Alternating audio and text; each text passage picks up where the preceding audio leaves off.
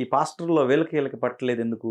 ఎవరికి? కొంతమందేమో ఇది హత్య అంటున్నారు. కొంతమందేమో యాక్సిడెంటే గదా! ఎందుకు దీన్ని ఈ విధంగా కాంప్లికేట్ చేస్తారని వాళ్ళోళ్ళే నేను విమర్శించుకుంటున్నారు. పాస్టర్లకి చాలా దూరం అండి. ఆ! నా ప్రభువుకు మాత్రం ఓకే. దగ్గర నేను. ఓకే. నాకు దేవుడు ఇచ్చిన ఒక ఆత్మీయ దైవజనులకు 2, 3 ఉన్నారు. వాళ్ళతోనే నాకు అనుబంధం. నన్ను కూడా చాలా విమర్శించారు. ఎప్పుడే ఈ టీవీలో ఉన్న డిబేట్ ఉన్నోళ్ళు ఇప్పుడు హ్మ్.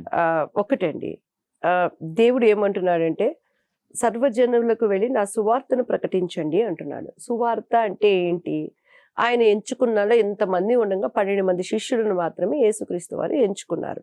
వాళ్ళల్లో పౌలు గారు. ఒకప్పుడు పౌలు గారు ఏంటంటే ఇదిగో ఇట్లానే మన అంజి గారు లాగా ఉన్నారనుకున్న ఆయన రోమా సైన్యంలో ఒక సైన్య అధికారి. ఆయన కింద ఒక 10,000 మంది సైన్యంలో ఈజ్ ద సోల్జర్. ఇప్పుడు మన పాకిస్తాన్ బోర్డర్ కి మన సోల్జర్స్ ఎట్లున్నారో, మన సోల్జర్స్ అంటే మనకి ఎంత భయము, వాళ్ళే మనకి దేవుళ్ళు. వాళ్ళు ఇట్లా నిద్రపోయారంటే ఏ డిబేట్లు ఉండవు. బాంబులు వేసుకోవటం మొత్తం ఒక దెబ్బను పోవటమే. సో వాళ్ళలాగానే ఈ రోమా సైన్యపధిపతి సౌలు అని ఒక బైబిల్లో ఒక క్యారెక్టర్ ఉంది. ఆ సౌలు అప్పట్లో స్టెఫెన్ అనే ఒకలాంటి ఇటువంటి యంగ్ కుర్రోడు క్రీస్తు దేవుడు అని చెప్తుంటే చంపేసేయటమే వాళ్ళ పని. ఇప్పుడన్నా చాలా దయా కనికరంతో మనం చాలా అదృష్టవంతులు. అందుకే దేవుడు చెప్తాడు, చూసి నమ్మిన వాళ్ళకన్నా చూడకుండా నమ్మిన వాళ్ళు చాలా ధన్యులు అని చెప్తున్నాడు. మనం నిజంగా ఈ రోజుల్లో పాస్టర్స్ కి సువార్త చెప్పటం ఇట్స్ నథింగ్ అండి. ఇది చాలా వాళ్ళకి ఎట్లా అంటే ఇక్కడ స్థితిలోంచి అక్కడ స్థితిలోకి వెళ్ళిపోతున్నారు. టు బి ఫ్రాంక్, దేవుడు సువార్త చెప్పేటప్పుడు ఎలా వస్తున్నారు? చాలా కష్టమైన పరిస్థితిలోంచి వస్తున్నారు. చాలా కట్టుదిట్టాలతో చెప్తారు. అఫ్ కోర్స్ దేవుడు వాళ్ళని ఆశీర్వదించాలి, మనం కాదు అంటలేదు. సంఘము అభివృద్ధి అయ్యే కొద్దికి ఆశీస్సులతో ఆశీర్వాదాలతో చాలా ఫెసిలిటీస్ ఉన్న లైఫ్ కి వెళ్ళిపోతున్నారు అనేది వాస్తవం. కానీ దశమ భాగం టైప్ తీసుకోవటం, అది ఏ భాగం అన్నా కానివ్వండి, అదే నేను చెప్పట్లేదు. నాట్ ఓన్లీ దశమ భాగం. ఏమండి, పనివాడు జీతానికి పాత్రుడు అండి. బైబిల్లో వాక్యాలు వాడి అయిన 2 అంచులు కలిగిన ఖడ్గం, అది మీకు గుచ్చుకుంటది, నాకు గుచ్చుకుంటది. పనివాడు జీతానికి పాత్రుడు. పని చేసినప్పుడు మనం దేవుడు కావాలి పనికి, కానీ అదే వ్యాపారంగా పెట్టుకోకూడదు. బైబిల్లో దేవుడు ఏం చెప్తాడంటే, నాకు ఫస్ట్ చాలా కన్ఫ్యూజ్ అయ్యేది. ఆది అపోస్తుల పాదాల దగ్గర వాళ్ళు ఉన్నదంతా పెట్టి వారి వారి అవసతుల కొరకు, అక్రతల కొరకు వాళ్ళకి అవసతులు తీరుస్తూ వచ్చాడు. ఆయన చెప్తారు, మేము ఇతరులకు మాదిరికరంగా ఉండే నిమిత్తమై జోలైన సంచైన పట్టుకొనక ఇందులో కూడా మాదిరికరంగా ఉంటూ రేయింబగళ్ళు కష్టపడి పని చేస్తున్నానని చెప్తున్నారు. పని చేసుకోవద్దని దేవుడు చెప్పలేదండి, వృత్తి చేసుకోవద్దని మనం చెప్పలేదు. సో మనం పని చేసుకున్నాం అనుకోండి, మిగతా వాటి మీద మనకు ఆశ ఉండదు. అదే చేశారు ఇక్కడ ఈ ప్రవీణ్ గారు. ఆయన సాఫ్ట్వేర్ కంపెనీని రన్ చేస్తున్నాడు. ఆయన నువ్వు ఏ పనైనా చేసుకోమంటున్నారు. డాక్టర్ వృత్తి అయితే డాక్టర్ చేసుకో, యాక్టర్ అయితే నువ్వు యాక్టర్ చేసుకో. కొంతమంది కాలింగ్ డిఫరెంట్గా ఉంటుంది. నువ్వు మొత్తం వదిలిపెట్టేసిరా అని దేవుడు అంటాడు, కొంతమందిని ఆ స్థితుల్లో పెడతాడు. సో అందరూ కూర్చుంటే మరి రథం నడిపేవాడు ఎవడండి? ఎవరు రథాన్ని ఎవరు నడుపుతారు? అందరూ మేము కూర్చుంటామని అంటే ఓకే, పని చేసుకోకుండా ఎట్లా? ఎవరిని మనం బెగ్ చేసుకుంటాం పోయి? వీళ్ళల్లో అంటే అదే అందుకనేది. సో నేనైతే చాలా దూరం అండి. నేను నాకు చాలా ఒక 2, 3 అనుభవాలు ఉన్నది. అది యూనిటీ అనేది లేదు. అది విను వస్తాయి కొన్ని. ఈ రోజు నా కాళ్ళ దగ్గరికి నీళ్ళు వస్తే నేను లేసి వెళ్ళిపోతాను. ఈ రోజు చాలా మంది కూడాను రెవరెండ్లు పెద్ద పెద్దగా అనిపించుకుంటున్న వాళ్ళు కూర్చుంటున్నారు. కానీ మనకేంటంటే క్రైస్తత్వము కత్తి మీద సాము లాంటి జీవితం అండి. ఇది బైబిల్ మనకు ఒకలాగా నేర్పిస్తుంది, పరిస్థితులు ఒకలాగా ఉంటాయి. మన అదే పాపం ఒక ఆయన చెప్పారు, బైబిల్ తీసి పక్కన పెడితే మాలో కూడా రెబల్స్ ఉన్నారు, మాలో కూడా ఉన్నారనే దాన్ని వక్రీకరించి ఆయన మీద కేసులు పెట్టేశారు. దాని తర్వాత ఉన్నది అదేనండి. దాని తర్వాత చెప్పారట ఆయన, కానీ మేము అలా అనుకోవటం లేదు అనేది చెప్పారట ఆయన. అవును, మీ ముందే ఒక కాల్ వచ్చింది నాకు, మీరే ప్రత్యక్షమైన సాక్షి. నేనేమో ఆయనకి కాల్ చేయమని చెప్పలేదు, నేనే కావాలని రెచ్చగొట్టాను. ఏందయ్యా ఇట్లా చంపేస్తుంటే చూస్తా ఊరుకోవాలా విజయ్ కుమార్ గారు, ఏందండి అని అడిగాను నేను. మన దేవుడు అదే కదమ్మా చెప్పాడు, మనం మౌనంగా ఉంటే ప్రార్థనే మన ఆయుధమమ్మ. మీరు చూడండి, ఏ క్రైస్తవులు కూడాను ఒకళ్ళని చంపి తిరుగుబాటు చేసింది లేదండి. కాకపోతే నిజాన్ని చెప్పే విధానంలో కఠినంగా వ్యవహరిస్తున్నారు, అది తప్పు అని నేను చెప్తున్నాను. దేవుని వాక్యం మనకు స్పష్టంగా చెప్తుంది. ఇప్పుడు విశ్వాసములో బలహీనులైన వారిని మీరు చేర్చుకోనండి. నువ్వు అంజి గారికి తెలియదు దేవుడు ఎవరో, మిమ్మల్ని నేను చేర్చుకోవటం నా బాధ్యత. వాళ్ళు అడగచ్చు, నీ నిరీక్షణ ఏంటి, నువ్వేంటి దివ్యవాణి అనొచ్చు. మీకు సమాధానం చెప్పటానికి సాత్వికంతో, భయముతో, ప్రేమతో చెప్పండి అంటున్నాడు దేవుడు.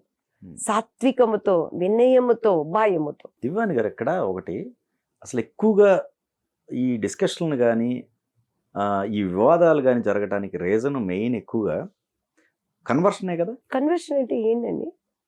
నాకు నిజంగా అర్థం తెలియదు. కన్వర్షన్ అంటే ఏంటి? ఇప్పుడు మీరు మారారంటే మీ మార్పుకి ఏదో కారణం ఉండుంటది. ఓకే, ఖచ్చితంగా కారణం చెప్తారు. కానీ బలవంతంగా కొంతమందిని ప్రలోభ పెట్టో లేకపోతే ఇంకోటో కన్వర్షన్ చేయబట్టి వాళ్ళలో కొంతమంది హిందువుల్లో ఈ వ్యతిరేకాన్ని అనేది అనుకోవచ్చు. ఆ వ్యతిరేకత అనేది ఇద్దరి మధ్య జరుగుతుంది. అది నిలబడదు కదండి. అటువంటి వాళ్ళని దేవుడు కూడా ఒప్పుకోడు, అంగీకరించడు. యేసుక్రీస్తు వారు పర్సంటేజ్ చూస్తున్నారు, బలవంతం పెట్టే దేవుడు కాదు ఆయన. ఇప్పుడు కొంతమందిని తీసుకుందాం, అందరు కాదు, పర్సంటేజ్ ఒక 10% 20% అనుకుందాం. నాకు నిజంగా తెలియదు ఏంటి దాని వల్ల ఉపయోగం ఏంటి. మంచి మాట అన్నారు. మరి కానీ 2 లక్షల మంది వరకు పనిచేస్తున్నారంట దానికి, కన్వర్షన్ కింద. ఏమొస్తుంది అలా చేస్తే? డబ్బులు వస్తాయంట. ఎక్కడి నుంచి? పైనుంచి. ఎక్కడి నుంచి వస్తే? పైనుంచి డబ్బులు కేపాల్ గారికే లేవు. ఆయన నేను మిలియన్లు, బిలియన్లు, ట్రిలియన్లు అంటాడు. వాడికి అర్థం కూడా తెలియదు. నాకు మా పిల్లల్ని అడుగుతాను, ఇప్పుడు $1 ఎంత ఉంది అంటారు, ఎంత బాగుంది అంటాడు. బిలియన్ అంటే ఎంత, ట్రిలియన్ ఎంత అంటే అయ్యే నాకు తెలియదు. ఆయన అంటారు నన్ను వదలండి తీసుకొస్తాను, మన ఇరు రాష్ట్రాల్లో అప్పులన్నీ తీర్చేస్తారంటాడు. మళ్ళీ పవన్ కళ్యాణ్ తమ్ముడు అంటాడు, చంద్రబాబు గారు నా శిష్యుడు అంటారు. మరి తీసుకొచ్చుకోవచ్చు కదా. ఆయన ఎక్కడ ఉందా, ఏముందా ఇప్పుడు తీసుకురాటానికి? ఆయన ఒకప్పుడు వెళ్ళాడు కాదు అంజి గారు, నాకు నిజంగా తెలీదు. ఇప్పుడు గవర్నమెంట్ ఇది అంటుంది అండి. హిందూ సంఘాల్లో కొందరు ఆరోపిస్తుంది. ఇది వేరే ప్రూఫ్స్ ఎక్కడమ్మా ఉన్నాయంట, ఉన్నారంటున్నారు. చూపించండి, ఉంటే మేమే వాళ్ళని ఖండిస్తాము. ప్రచారకర్తలాగా తిరుగుతూ వాళ్ళ డ్యూటీ ఇదంట ప్రతిరోజు. నేను ఇప్పుడే ఇప్పుడు మన 2 రాష్ట్రాల్లో 2 లక్షల మంది ఉన్నారంటండి, ఆల్మోస్ట్ అంత పాపులేషన్ తిరుగుతున్నారంట. దానివల్ల మీరు అన్నారు, మంచిగా అన్నారు, అసలు దాని వల్ల యూజ్ అయింది అన్నారు. నాకు తెలియదు. మరి వాళ్ళది అదేనంట ఉద్యోగం, వేరేది ఏముండదంట. మరి అక్కడ ఖచ్చితంగా గొడవలు అవుతాయి. నాది ఎంటైర్ నేను నా చిన్న క్రైస్తవ నాది డిఫరెంట్ అండి. నా బైబుల్ దగ్గర నేను ప్రభువు దగ్గర కూర్చున్నప్పుడు నా కన్నీళ్లతో నా బైబుల్ అంతా తడిచిపోయేదండి. దగ్గర 3 సంవత్సరాలు నేను జైపాల్ గారి చర్చిలో వాక్యము విన్నప్పుడు నా హృదయం బద్దలయ్యి, ఓ ఇదా వాక్యము, ఇదా యేసుక్రీస్తు వారని తెలిసి నేను పశ్చాత్తాపంతో కన్నీటితో నాకు ఇది కావాలి ప్రభువా, నిన్ను నేను అంగీకరించిన బిడ్డగా ఉండాలని, నా కుటుంబం వ్యతిరేకించిన, నా భర్త వ్యతిరేకించిన, నా అన్న వ్యతిరేకించిన, నా అక్కలు వ్యతిరేకించిన వాళ్ళే నాకు ప్రపంచం, వాళ్ళందరినీ కాదని ఆ రక్షణ మార్గంలోకి అంగీకరించడం నా ధన్యత అది. అండ్ రెండోది వచ్చేసి బలవంతం పెట్టే దేవుడు యేసయ్య కాదండి. ఆయన చాలా మనకు అవకాశాలు ఇస్తారు. ట్రూత్గా మీరు ఇంటికి వెళ్ళి హాయిగా ఇంటర్వ్యూ అయిపోయినాక గుండె మీద చేసుకొని మీ 4 fathers కానీ మీ కుటుంబంలో కానీ ఎవడో ఒక క్రైస్తవుడు ఉండుంటాడండి. మీ గుండె మీద చేసుకుని మీరు ఆలోచించండి. ఈ సువార్తను నేను వినలేదు అంటానికి లేదు. దేవుడు 3 మొక్కల్లో చెప్పాడండి. ఆయన ఎందుకు వచ్చాడో చెప్పాడు, మనం ఏం చెప్పాలో చెప్పాడు. సర్వలోకానికి వెళ్ళి సర్వ సృష్టికి సువార్తను ప్రకటించండి. సువార్త ఏంటండి?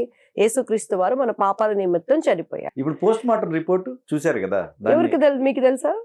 చూసిన తర్వాత మీకేమనిపించింది? నేను ఎక్కడ చూసాను? నేను అసలు నాకేమన్నా పిలిచి చూపిస్తారా? మరి చెప్పారండి, జైలుకి వెళ్ళిన వాళ్ళకి ఆ పాప ఎవరో అజయ్ బాబు అనే అబ్బాయి అట్ట, ఆయన ఏం తప్పు మాట్లాడాడండి?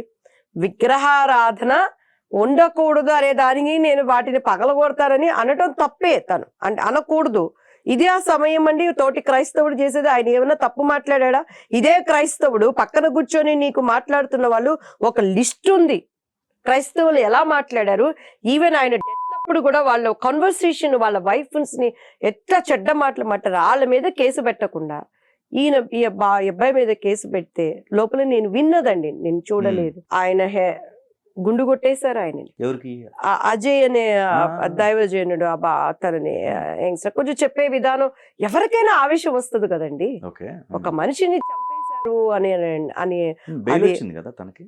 వచ్చింది బెయిల్ వచ్చి కూడా పాపం ఆయన ఒక ట్రాన్స్ లోకి వెళ్ళిపోయాడు. నేను ఇంకా జైల్లో ఉన్నానా, లోపలికి వచ్చా అంటే భయాన్ని చూపిస్తున్నారు. నీ తప్పు ఏదైనా సరే, నువ్వు ఎవరితో టైఅప్ అయిపోయావో, నిజంగా నువ్వు దయా కనికరం కలిగిన వాడు అలా చేస్తావా? పిలుస్తావు, ఫస్ట్ పెద్దలు కూర్చోబెట్టి మాట్లాడతావు. అరే బాబు, నీకు మేరీ మాత నీకు దేవత కాకపోవచ్చు, నాకు దేవుడు, నువ్వు ఎందుకు అన్నావని పెద్దలతో నువ్వు మాట్లాడతావు. డిబేట్ లో కూర్చొని ఏం చెప్తాను, వెనకాల పెద్దవాళ్ళు ఉన్నారని నువ్వు ఇంకా భయభ్రాంతులకు గురి చేస్తున్నావు. ఎటు పోతున్నారు, ఎటు తీసుకువెళ్తున్నారు? ఇదేనా అండి? ఇదేనా ఐక్యతతో కలిగినటువంటి రాజకీయ వ్యవస్థ వస్తే ఒక తెగ జాతిని వాళ్ళని మీరు భయభ్రాంతులకు గురి చేస్తారా? ఎస్సీ ఎస్టీలు మనుషులు కాదా? వాళ్ళకి వాక్ స్వాతంత్రం లేదా? వాళ్ళ తరపున ఎవరు నిలబడకూడదా? అరే బాబు, మన చరిత్ర ఇది, జరిగింది ఇది. పోనీ నేను ఒకటి చెప్తానండి, నాకు తెలిసినంతలో అనస్థీషియా అనేది మందు ఉంది, మీకు తెలుసు కదా. మనకి ఎప్పుడైనా ఆపరేషన్స్ మీకు ఏమైనా జరిగి ఉంటే అనస్థీషియా మనకి ఇస్తారు. అనస్థీషియా ఏంటనేది మీరు గూగుల్లో చదవండి. మత్తు మందు. అది కనుక్కున్న వాడు ఎవరో తెలుసా అండి? ఒక క్రైస్తవుడు. తన బిడ్డకి అప్పట్లో డెలివరీ అవ్వాలంటే నులక తాళ్ళకి మంచాలకి కట్టేసేసి క్యాండిల్లో స్టెరిలైజ్ చేసి కత్తుల్ని కళ్ళెమ్మట చేసి వాళ్ళని బిడ్డల్ని బయటికి తీసేవాళ్ళు. అంత ఘోరంగా ఉండేది. ఈయన అనస్థీషియా అనే వ్యక్తి తన బిడ్డకి డెలివరీ చేసే టైంలో తన బిడ్డ పడే బాధను చూడలేక దేవుని దగ్గర కూర్చొని కన్నీటితో ప్రార్థించినప్పుడు అనస్థీషియా మందును కనుక్కోవటానికి దేవుడు ఆ జ్ఞానాన్ని ఇచ్చింది అనేది నాకు తెలిసింది. మేబీ నేను తప్పైతే డెఫినెట్ గా మీరు తప్పమ్మని చెప్పండి. మరి ఇది ఒక క్రైస్తవుడు కనుక్కున్నదే కదా. మరి ఈ రోజు వాదిచ్చే వాళ్ళందరూ రేపు మీరు అనస్థీషియాను వాడకుండా ఉంటారా? ఆపరేషన్ అంటే చిచి అది క్రైస్తవుడు కనుక్కున్నాడు, యాక్ట్ మాకు అనస్థీషియా వద్దని చేయించుకుంటారా? అలానే ఈ రోజు మైసూర్లో డ్యామ్ కట్టింది విశ్వేశ్వరరావు గారు. ఆయన ఒక హిందువు, అందుకని ఆ డ్యామ్ మీద నడవకుండా ఉంటామా మనం? ఎక్కడో వద్దండి. మొన్న ఇప్పుడు అంతరిక్షానికి వెళ్ళొచ్చారు ఆమె సునీత, ఆమె గణేశుడిని పెట్టుకుంది, ఈయన బైబుల్ చదువుకున్నారు. ఒక ఐక్యతతో వెళ్ళండి. నిజమేంటనేది తెలుసుకోవటానికి ఒక టైం ఇస్తాడు దేవుడు. ప్రతి ఒక్కరికి ఒక టైం ఇస్తాడు. సున్నితంగా తీసుకెళ్ళవలసింది దాన్ని ఒక మనిషి ప్రాణాలు పోయేంత వరకు. మేబీ అది రేపు నిజం వస్తుందో. పోరాటం అయితే చేస్తున్నారండి, అనుమానాలు ఉన్నాయి కదా. ఇక్కడ ఏంటంటే ఆయన యాక్సిడెంట్ అనేది కాకుండా ఆయన ఒక తాగుబోతు అనే విధంగా చిత్రీకరించారు. అది తట్టుకోలేకపోతున్నారు. ఫస్ట్ ప్రీవియస్ ఆయన చెప్పిన వీడియోలు ఉన్నాయి కాబట్టి దాన్ని బేస్ చేసుకున్నాను. అదే మేబీ ఆయనకు ముందు ఉండొచ్చు, కానీ ఒక్క చోట అండి ఆయన బాడీ ఏది, ఆయన ఆకారం ఏది, ఆయన స్పష్టంగా ఎక్కడ కూర్చొని తాగుతుంది కనిపిస్తే మేమే అంగీకరిస్తారేమో. మేమే మీన్స్ ఆయన అభిమానించే వాళ్ళందరూ కూడా అంగీకరిస్తారేమో. తప్పేముంది అందులో? ఒకవేళ ఆయన ఉన్నదేమో ఏమీ లేకుండా నువ్వు మసిమూసి మారడికాయ చేసి గుడ్డలు కాల్చి వాతలేసి చచ్చిన పావుని నువ్వు చంపేసేసి ఒకళ్ళు ఆరాధించే దాని మీద నువ్వు విషం కక్కుతున్నావు అనేది తట్టుకోలేకపోతున్నారు. ఆ పాయింట్ క్యాచ్ చేయాలి ప్రజలు. నువ్వు ఒకళ్ళు అంకిత భావంతో చరిత్రలో ఆరాధించుకునే దాని మీద విషం కక్కుతున్నావు అని అంటే రేపు విషం కక్కే నువ్వు ఉంటావా? ఎవడైనా చావాల్సింది. భూమి మీద పుట్టిన వాడు ఏ సిద్ధాంతాలు ఉన్నా కూడాను ఎవరికైనా ఇది శాశ్వతమా చెప్పండి? ఈ భూమి నాకు శాశ్వతం అని ఒక్కళ్ళని చూపించండి. ఎవరైనా చనిపోవాల్సిందే కదా. చిన్న జీవితానికి ఎందుకు